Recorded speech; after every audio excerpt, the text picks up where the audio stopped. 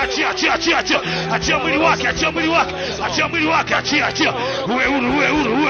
Unaandika kichwa cha somo, andika kwa habari ya uwepo wa Mungu. Uwepo wa Mungu ni Mungu mwenyewe uwepo katikati ya kusanyiko la watu wake. Makusudi ya Mungu kumuumba mwanadamu ni kuishi naye, kuwa pamoja naye nyakati zote. Lakini dhambi ilipoingia ikamtenganisha mwanadamu na Mungu. Mwanzo sura ya 3 mstari wa 7. Baada ya dhambi mwanadamu anaingia hofu ya kumwogopa Mungu.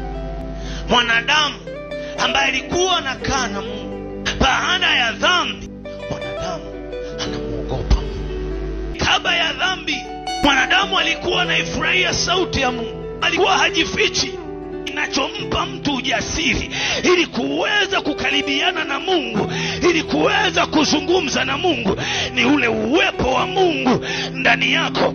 Kama Mungu yupo ndani yako, huwezi kuikimbia sauti yake.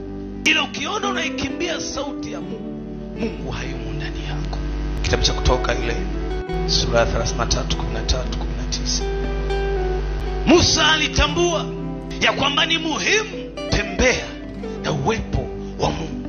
Musa akasema, bila wewe, bila uwepo wako, bila nguvu zako, bila msaada wako situtoe hapa. Kuna watu wanaenda wenyewe, wanaenda kwenye huduma wenyewe, wanatumika bila uwepo wa Mungu, wanaimba bila uwepo wa Mungu, wanahubiri bila uwepo wa Mungu.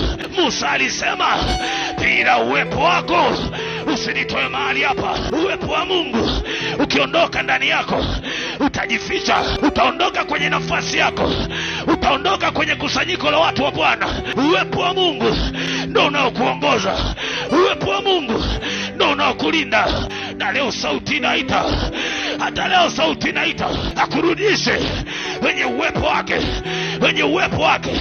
Mapenzi ya Bwana, makusudi ya Bwana ili uishi naye, ukae naye pamoja. Kilichompa Daudi kushinda vita sio kwa sababu kwamba amepitia mafunzo, pamoja na umbile dogo, ana umri mdogo, ana uwepo wa Bwana ndani yake. Wakati Goliathi anatokea, yeye ambaye hana uwepo wa Bwana, aliye na uwepo wa Bwana hakukimbia vita, bali alisogelea vita. Huwezi kushinda hiyo vita bila uwepo wa Bwana. Lazima Bwana usike hapo.